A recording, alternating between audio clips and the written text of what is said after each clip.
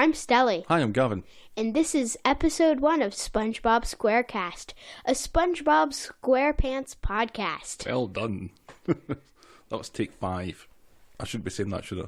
No. Okay. Cut that out. And who are you? I am Stelly, a 10-year-old American child. And I'm Gavin. I'm a 45-year-old Scottish man. But we're both human. Yeah, at least we're both human. And I'm your stepdad, right? Yep. Why are we doing this? Because we just decided when we went out to eat, you said, hey, you want to do a podcast? And I said, sure. And then you're like, well, what do you want it about? I jokingly say SpongeBob, and then here we are. Episode 1. Miraculously, here we are, talking about SpongeBob SquarePants. You're a big fan though, right? Yes, I love SpongeBob. How long have you been watching it for? Since I was like 5-ish. That's quite early. A lot of people I've been speaking to have said that that's a bit young for watching SpongeBob. What's so bad about SpongeBob for 5-year-olds? I don't know. It's a beautiful, stupid show. So, how many of the 200 and odd episodes do you think you've watched? About 170. Do you know how many I've watched? 1. I've only watched one episode, and it's the one that we're here to talk about. Yeah. Season 1, Episode 1, which is called Help Wanted. Yes. Now, I think this was actually... There was 2 episodes shown the first time it was on. There was this, and then there was the next one. So what we could have done is talk about both of them tonight. But, just want to do it one by one. Yeah, one by one. They're nice short cartoons, aren't they? Yeah, the first one's 7 minutes. So for people unfamiliar with SpongeBob, like me, tell me about it. Who's it for, do you think? It's for everyone. It's a universal cartoon for young and old alike. Yes. See, I always thought it was just, like you said, just a fairly dumb kids' cartoon. And then when you watch it, you laugh. I did laugh. Spoiler alert. Yeah, I did laugh. You laughed. Spoiler alert. Do you want some fun facts about this episode? Sure. It was written by Stephen Hillenburg, Derek Drimmen, and Tim Hill. The original air date was May the 1st, 1999, and it was watched by 6.9 million people. Oh my gosh. It was produced in 1997, but for some reason it wasn't aired until the night of the 1999 Kids' Choice Awards. What are Kids' Choice Awards? It's where there's tons... It's like the Oscars, but kids choose it, and it's about, like, kids shows and, like, kids actors. It's not just Nickelodeon shows. It can be like different shows. Like they have Stranger Things and Fuller House and stuff like that. So they aren't exactly like Nickelodeon shows. And they have a host. Last year they did John Cena. This year it's DJ Khaled. And actually, I think it's about March 23rd. Oh, so we're it's coming quite up. close. Yeah. So these are voted for by children? Yes. Right. Oscars voted for by children. And about children shows. I wonder if... Do you think they should do Kids' Choice Awards for the Oscars? Just let them pick what the best movie and the best actress was and all that stuff. Best foreign film, best choreography. Do you think that children should bet about the Kids' Choice Awards? Yeah, I'm just thinking if kids were voting for it, maybe Bohemian Rhapsody wouldn't have won so many. Yeah. Shall we dive into this? Sure. So let's go through the episode then. We begin this episode with a zoom in of SpongeBob's home with his beautiful neighborhood and stupid alarm clock. It is a stupid alarm clock. What is the alarm clock? Is it like it's a foghorn, isn't it? It's like a foghorn, yeah. It seems excessive to wake him up. It just goes very loudly. Yeah, just like that. Just like... And what does he live in? A pineapple. Now, how did that happen? I don't know. So was someone on a boat and accidentally... Oh no, my pineapple. And then SpongeBob found it. And it became... his home. Right. Yeah. Okay, that's quite amusing, I guess. Apparently SpongeBob is much smaller than a pineapple. Like... Yeah, the scale's strange, isn't it? Because if he's a regular-sized sponge, a pineapple shouldn't be like 10 times the size of him. No. But it is. Bum, bum, bum. But he's more like a bath sponge than he's like a actual sea sponge, isn't he? They show, like, in some episodes, they show that SpongeBob comes out of the water and then he turns into a regular, like, yellow sponge. Oh, really? Yeah. Oh, so this is all to come then? Yes, Okay. all to come. Carry on. And then he firmly states that he is naked and then immediately puts on pants. Then he works out with his beautiful little stuffed animal weights.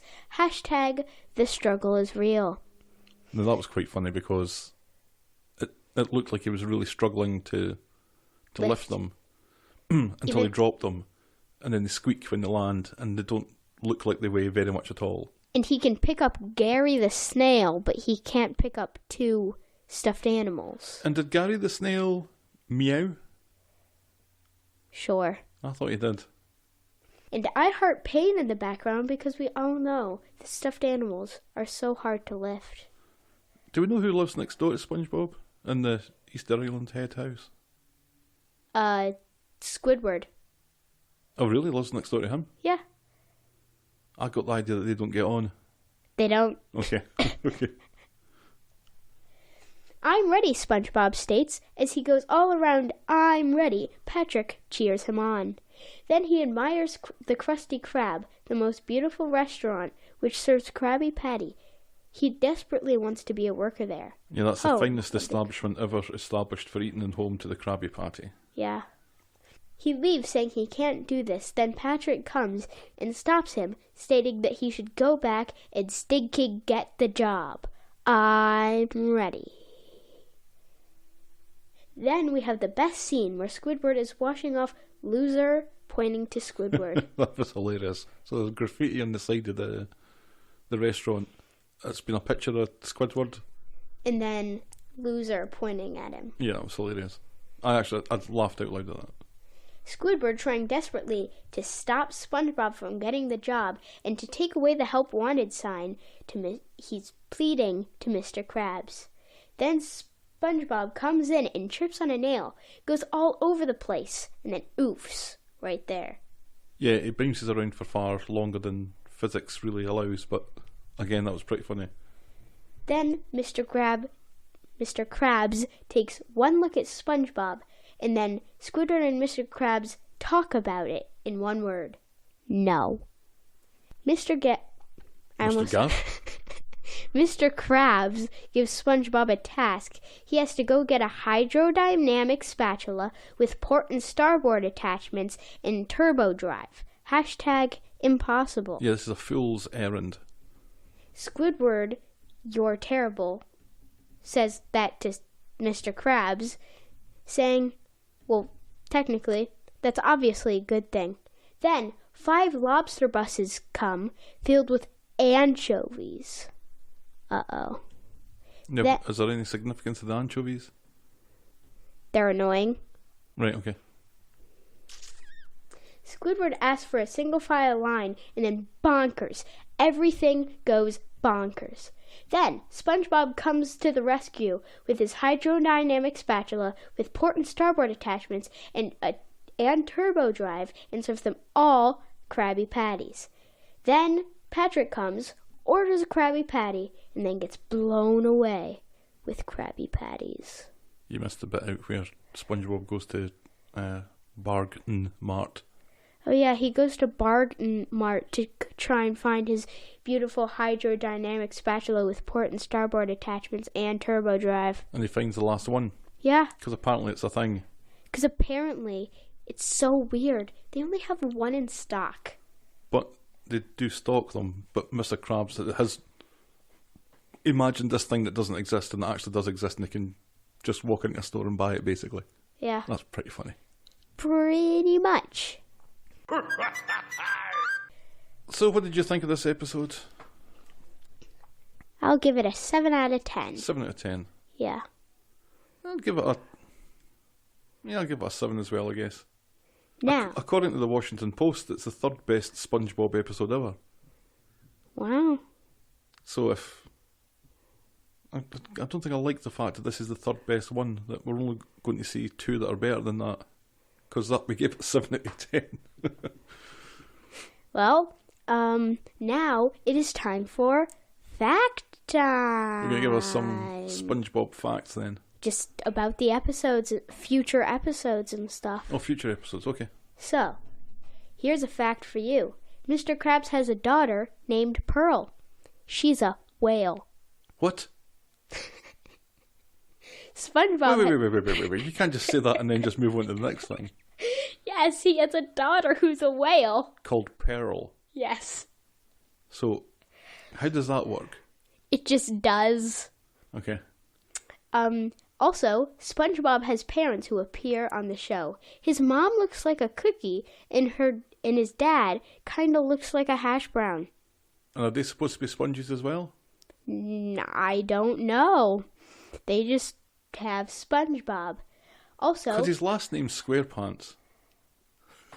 Maybe his... So this is Mr. and Mrs. SquarePants, one of which is a hash brown and one of which is a cookie. Well, they're not exact... I'm not sure if the dad actually is a hash brown or not. He just kind of looks like one.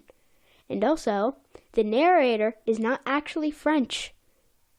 Did you know that? He's not actually French. He's just using his French accent. Yeah, he's supposed to sound like Jacques Cousteau, the famous underwater documentarian, and your eyes are glazing over as I'm explaining this. Wow. It's a famous French person, in other words. And the last fact I have for you is what's his name? I forgot it because there's a Krusty Krab across the Chum Bucket, which is across from the Krusty Krab, with Plankton, and his computer wife, Karen. I have no idea what you're talking about. Okay. There's this restaurant that opens... In real life? No, fake life. In SpongeBob life. Oh, okay. That opens across from the Krusty Krab, called the Chum Bucket. And a plankton named Plankton... A single plankton? Just one plankton. And his computer wife, Karen... Is his computer wife? Yes. What does that mean? He just made a computer that can walk... and can have arms and emotions, and named her Karen. That's a robot then? You could say, but it doesn't really look like a robot. Okay. And Plankton really wants to steal the secret Krabby Patty recipe and make Krabby Patties at his restaurant. Oh. Now, what is a Krabby Patty? Because it's not crab, right? It's not made of crab meat. You shall never know. Because it can't be a beef burger. Because there's no cows, right? I think in one of the episodes there's a cow. Oh. I'm not sure which episode, but I think there was a cow that just goes... It just appears one time on screen and goes... That's a cow then, yep. Yeah, that's definitely a cow. I'm just trying to establish if Mr. Krabbs is cooking his own species. He's not. Okay, good.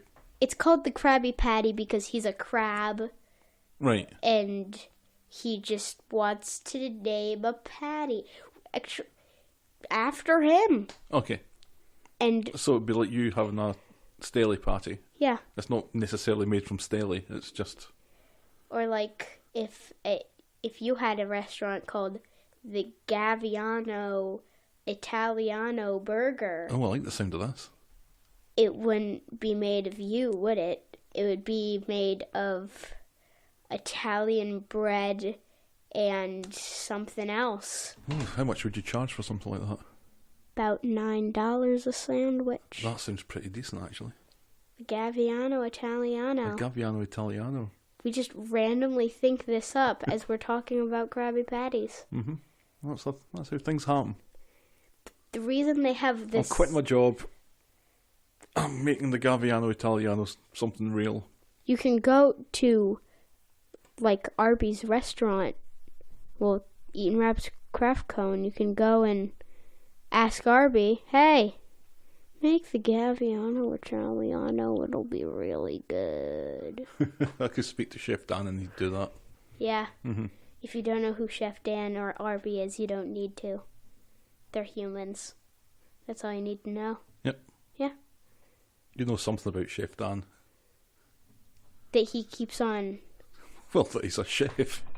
Yeah, because his name is Chef Dan. I believe that's what he was christened, yeah. Anything else? Not really. You might wrap it up? Wait, we forgot to say what drinks we're drinking. That's right. I do another podcast where I talk about Coronation Street, which is a long-running UK soap opera, and I do that with my wife, Stelly's mother, and for some reason we insist on telling people what we're drinking each episode. So, what are you drinking, Stelly? I'm drinking a can of Fanta Orange. And now, what are you drinking? Normally, your mother doesn't remember to ask me. I'm drinking Diet Werner's, which is so Michigan it's untrue. Yeah, it's pretty Michigan. Yep. Just a very Michigan thing. So, wrap it up? Sure. We're on Twitter at SB Squarecast, and we can be reached by email on SpongeBobSquarecast@gmail.com. But please just say nice things because one of us is 10.